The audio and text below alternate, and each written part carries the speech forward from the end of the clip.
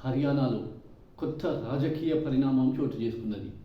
హర్యానా ముఖ్యమంత్రి మనోహర్ లాల్ ఖట్టర్ రాజీనామా చేసిండు. బహుశా ఎంపీగా కూడా పోటీ చేసే ఛాన్స్ ఉన్నదట.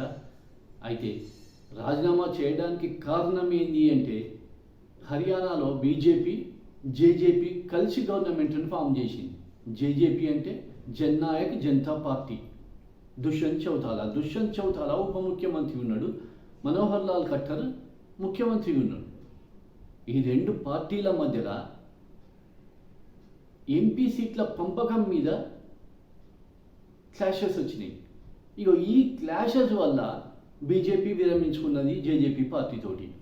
ఇండిపెండెంట్ల ఎమ్మెల్యేలతోటి కలిపి గవర్నమెంట్ను ఫామ్ చేస్తుంది, మళ్ళా కొత్త గవర్నమెంట్ను. ఇప్పటికైతే మళ్ళీ సీఎం ఎవరు అనేది మాత్రం డిక్లేర్ కాలేదు. మొత్తానికైతే జేజేపీని బీజేపీ దూరం పెట్టేసింది.